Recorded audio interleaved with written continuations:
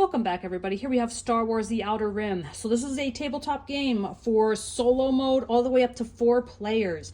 And it's really customizable because you get your character card, but you can also pick between 8 different characters. So some of the more famous ones, you obviously got Boba Fett, you've got Han Solo, but you've got 6 other cards, and each character is fit better for a different role in the game. So what are you doing in the game? Well, you're flying around outer space. You're either hauling stolen cargo or you're a bounty hunter, basically. And you're going through the board. You create this huge arc of a board out of these puzzle pieces here.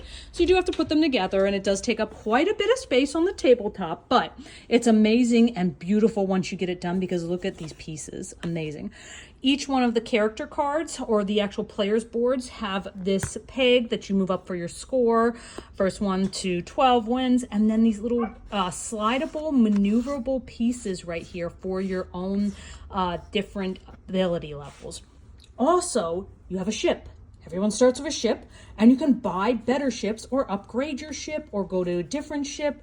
There's so much you can do in this game to customize your journey through that it's just, the replay is endless. Yes, there's a lot of extra pieces. Like this is the inside of the box, and this is one of those board game boxes I don't really recommend you needing to buy any insert. The big pieces like this stuff all goes underneath here in its own little bag they give you.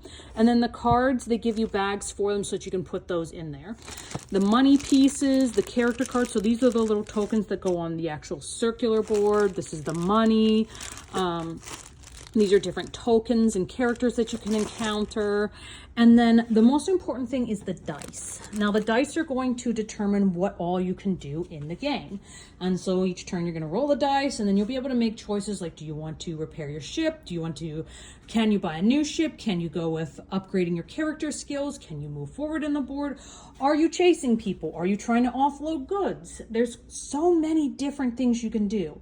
Now that brings me to, is this a game that would work well for beginners? No. No, it's not. This is not a game I would teach beginners. I wouldn't even teach this to someone in the entry-level category of board games. I would put this board game at moderately difficult because you do need some skills. There's a lot to put on the table and you can easily mess it up. There's a lot of reading, and these cards have quite a lot of information on them, and you do have to know what each of that does. The turns can be a little complex, so you have to have some board game knowledge under your belt to be able to play this. I would say this is going to work great for an intermediate to advanced level tabletop player.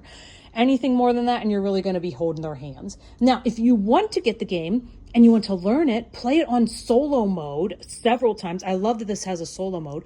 Play it on solo mode several times until you get the feel of the game. And then you can start teaching it to the other people, especially if you've got some Star Wars fans out there.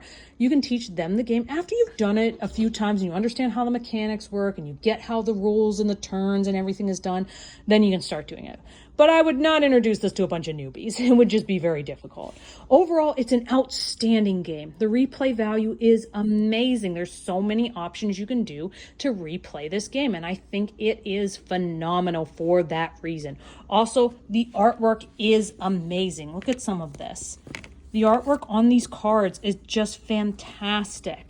And there's so many options. Even on the back of the card, there's more. So amazing how much replay value you're going to get. I love the interaction on the board, the slidable pieces, the peg that moves.